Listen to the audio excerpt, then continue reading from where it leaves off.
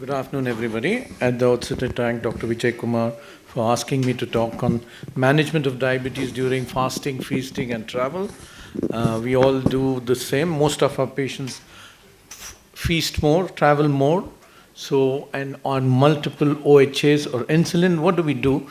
I don't think I'm going to speak about these numbers.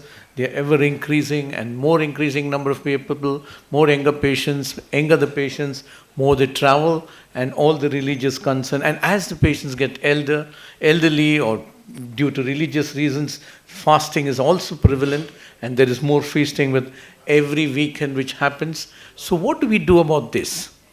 So, under these special circumstances, what we should understand is what are the metabolic changes which happens during fasting, travel and feasting, how to identify who can safely fast so that you can avoid and tell people these are the type of individuals I don't want them to fast.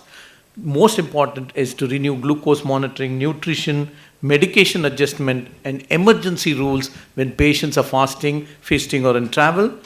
To discuss a practical travel preparation, how to handle insulin and time zone issues. People go all the way to meet their children in the US, want to take medicines for 6 months, and they're on multiple doses of insulin, they're traveling the night, they're going to walk more. What do you do and how do you instruct them is the most important thing. And the other thing is, we have all of us in different religions, there are different types of fasting. We will go through all of that in the future. And this feasting periods, suppose you're feasting and you're going for a wedding or going to have all fasting is always followed by a feasting. Whether you like it or not, your upavas, you don't eat breakfast, you will compensate breakfast, lunch and dinner during the next meal. This is the usual trend which we see. And it's usually highly calorie loaded, calorie laden because loaded of the fat and sweets and everything else which includes in that feasting schedule. And travel disturbs meal timings. Now you're traveling, sleep, activity, medication schedules and glucose monitoring. And what are the complications when people fast, feast and travel? Hypoglycemia, hyperglycemia, dehydration, ketosis, DKA, thrombosis and foot problems are the common ones which we see when you do this. The metabolic and practical challenges during fasting is there's prolonged caloric restriction, there's altered circadian rhythm and risk of dehydration. Now, some fasting periods require 12 hours not even to drink water. I think in a place like Chennai and you're walking and you're working out in this warm sun, I don't think it's practical in these in situations depending on the climate. That also should be taken into consideration, the amount of water you're going to drink to rehydrate yourself. And reduce daytime glucose intake. You see, always we've seen that circadian rhythm changes itself, cause disruption in glucose metabolism normally. And imagine in these cycles where you're supposed to eat at different hours of the day and not eat. Now, in the feasting part, you take large meals, which are large in carbohydrates, delayed hyperglycemia, usually after, it may not be, if you have a fatty meal, the hyperglycemia may be delayed because it's taken too many calories. And also these feastings are associated with alcohol use and abuse. That complicates matters, especially for a diabetic who's on insulin, feasting, and particularly, and if this feasting happens regularly, it's going to cause problems. So travel, time zone shifts, irregular meals, stress and infection risk, stress of travel itself. I see elderly people walking in airports because they are subjected to a different type of physical environment. That's not their usual schedule. They miss, the meals are different at different timings and the airports are not getting smaller. It takes a couple of kilometers for them to walk in transit. That time also they should be careful. And they don't like the food which is given in the airline. They may not be able palatable. They may miss the meal, and that's sometimes awful. So, so these, yes, so there you go. And this is where the challenges come in. You should ask the patient, you're traveling, what is this? And prolonged sitting. When you're sitting for a long period of time, there's always chances. And if they have multiple comorbid conditions, heart failure, cardiovascular disease, renal disease, this exaggerates. And majority of the people, and only most of the travel, if you look at travel, the demographics of people who travel, Now you have these two types of travel. You have a lot of elderly people post-retirement traveling because that's the time they have the time and the money, and very young people. For them, that's okay. And if once you need to give special attention to. What are the pre-fasting and pre-travel risk assessment? You need to just talk to the type of diabetes, A1C and recent A1C and goals, history of hypos and hypoglycemic unawareness. If somebody is having hypoglycemic unawareness, please be careful. Previous DKA or hyperosmolar symptoms or which is there, renal, hepatic and cardiovascular disorders, pregnancy, frailty, old age, cognitive impairment, occupational and physical overload, type and duration of travel. If it's a 24-hour travel, if they're going through transiting two zones to reach somewhere else, 24 hours of travel and they're changing time zones. We'll let you know what to do if you travel west, south, east, and if you're taking insulin and what medications they're taking and how much they're technologically competent. So strict starter. These are the people who are high risk. You should say, please don't fast.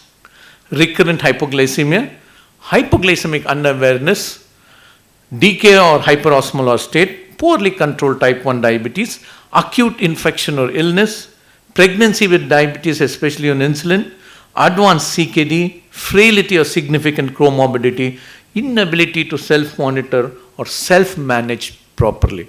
So a lot of people come and say, sir, I have to fast Ekadasi. So many types of fasting. We'll go to that later. Or I want to fast a month during the month of Ramadan. So you need to address these. And these are people absolutely no. Tell them, please don't fast. It's going to affect your health. And try and discourage fasting in them. So this is the ideal monitoring for, I don't know, even 1 or 2 times also they will not monitor. And if they're doing puja, they say, no, I can't monitor, sir. Before a pre-meal fast, please monitor. Look at your sugars in the morning because you had your meal at 9 and you may go into hypoglycemia during the period till 1 o'clock. I'm not eating anything. So midday, mid-afternoon, if they're fasting the whole day, you need to ask them to monitor, and this will help. Probably an AGP may help if the people can afford, and if they're prolonged and they're fasting or feasting in this particular time for 1 week or 7 days. Anytime symptoms occur, you should ask them to abort the fast of hypoglycemia or any sort of discomfort. 2 hours after eating. Anybody you should ask them to break the fast if the glucose is less than 70 or more than 300. And any symptoms of hyperglycemia, dehydration, feeling sick, you should ask them to stop. So pre-fast, suppose they are fasting, what type of food you want to tell them? If you pre-fast, ask them to take low glycemic index food so that the sugar release is smoother, adequate protein, fiber-rich food, and avoid excess salt, healthy fats. Breaking the fast, when they break the fast, people are very hungry. They tend to eat a lot of calories, lot of sugary drinks. So avoid very large carbohydrate loads, limit fried food, use portion control. Hydration is the key. Encourage fluids during non-fasting hours. Restrict caffeine and consider climate and physical activity is very important. If there's fasting and they're doing a lot of physical activity, it again complicates things. Continue light to moderate activity. Avoid any strenuous exercise during these periods. Medical management, a lot of drugs. Suppose a patient is on metformin and he's taking twice metformin, you can use an extended release preparation, ask him to take at one go, that is fine. Sulfonylureas, if he's use newer sulfonylureas like glycoside or glimepiride, but when they're taking them, please be careful. Give it only if suppose they're taking twice or once a day in the morning and they're not taking the meals, try to avoid it and give it when they take the meal or reduce the dose of sulfonylurea. Miglitinides, they can be taken for DPP-4 inhibitors. You can continue the same dose. We have studies with vildagliptin and sitagliptin during periods of fasting. They do not cause, even with glycoside and periods of fasting, they didn't show significant hypoglycemic risk, especially during Ramadan. These studies were done. GLP-1, don't dose. If he's already taken for the week, continue it. Don't dose on the fasting day. If the dose is on the fasting day, avoid it, do it the next day. SGLT2 inhibitors, caution in the elderly, hydration, CKD patient, be a little careful. Pioglitazone, they can take it, there's no problem. Acarbose, obviously you're getting it with the meal, so these are the things. But insulin, suppose he's on once a day basal insulin, please reduce by 15 to 30% basal insulin. If they are basal bolus, if they're not taking the prandial insulins, don't ask them, you're not taking a meal, it's very easy, so don't take the prandial dose, but still monitor. Your basal insulin is still given, so you've reduced the basal insulin, prandial insulins, ask them not to take if they're not taking their food. But monitoring is very important in these people. NPH based, suppose you're using a mixed regime, like say 25-75, 50-50, be very careful. These are the people who can become a little unpredictable because NPH starts to peak after 7-8 hours. So you don't give, if they're not taking the fast, don't give the morning dose. Monitor evening dose, and if based on that you can give it. Insulin pump, there's reduction in the bolus doses which you need to do manually. So common approach, usually premix, move the morning dose to the evening when he's taking the food. Avoid that morning dose. And depends, suppose if they're taking huge amount, you need to, this is all based again on their glucose levels, monitoring becomes.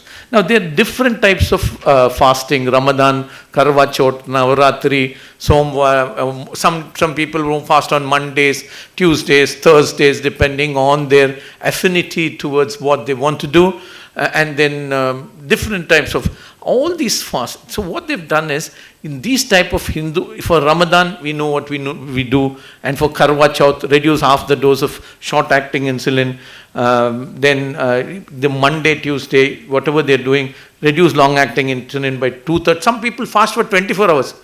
So this is 10 hours fasting, and some want to do intermittent fasting with this. That becomes a little more challenging in terms, but you need to choose the drug rightly for them.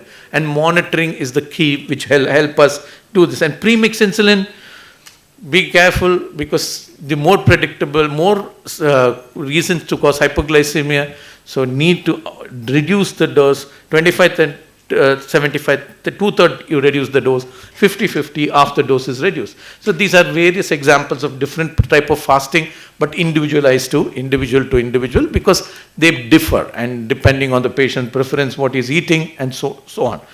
Feasting advice for patients with they should not be allowed, this is not recommended, but this is normal, which you see before the feast. Sorry, do not skip medication.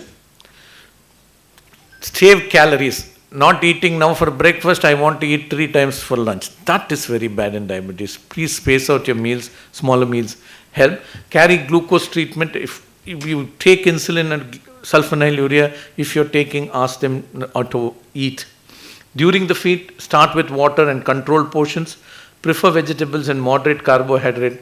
Limit sweets, fried foods, and sugary drinks. After the feast, check your 2-hour glucose. Consider probably a light walk 2 hours later, not immediately. Watch for delayed hypoglycemia and fatty meals. But I don't know how many after feasting do or check. I'm sure nobody wants to do it. They know there's going to be high. But if they want good glucose control, and if the feasting is repeatedly happening 3 times a week, then it becomes a problem. So travel. This is very common. You see a lot of elderly people go, sir, I want a prescription for 6 months. I'm going to the US to meet with my children. I'm going to Europe. So you need to look at, for 6 months they're not going to come. It's not easy to get doctors in other part of the world. We all know that, and medicines are very expensive, and they don't give off-the-counter medicines. So you need to review their treatment plan. Make sure that all the tests are done, because they're not going to come for 6 months. Supplies, you should ask them to take adequate supplies. Carry emergency card, prescription with them. Keep medicines in hand luggage, the ones which are taking at least adequately, not 1-2 days.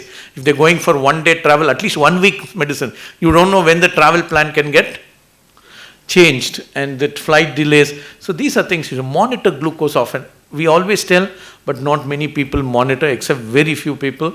Stay hydrated. Move regularly on job. Ask them if they're sitting in long periods in the flight to get up and walk. They're more prone for DVTs if they're obese, they're sitting for 8, 12 hours, 14 hours. Now they're 16 hours flights. So ask them to frequently move. Avoid missed meals. This is a big problem. They don't like the meal. They won't be able to eat it, or the type of preference meal wouldn't be given. So avoid, ask them not to take the insulin dose. It's fine. They don't want to get into hypoglycemia at that point. At destination, resume regular meal pattern as soon as possible. Inspect feed daily. Store insulin correctly. Identify local health access. Adjust carefully. You need to teach them, ask them to sit and say this is what you need to do. At least monitor this. And so people with diabetes who are driving, very important, if they are on insulin and any incident of hypoglycemia has occurred, you need to be very careful with them. Tell them if they have hypoglycemia or even feel a little discomfort not to drive for 45 minutes. Check the glucoses and do the needful. So you should ask, if the people that drive, you should listen. There's a lot of people in the driving profession who take insulin. You cannot keep the sugars, they eat at very odd times. So for them, you should be very careful in trying to adjust the dose of insulin. Any sort of hypoglycemia, if hypoglycemia with symptoms occur, they're okay. If there is hypoglycemic unawareness, they're going to cause havoc.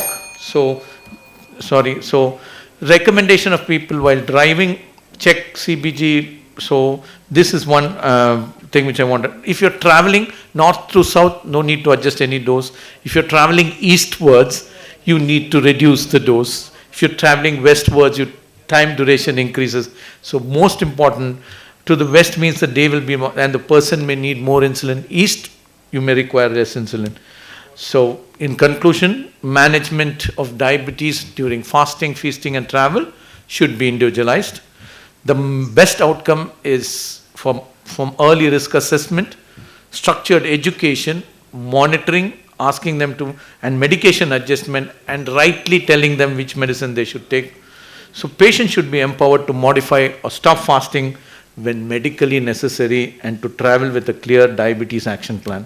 Thank you very much for your patient hearing.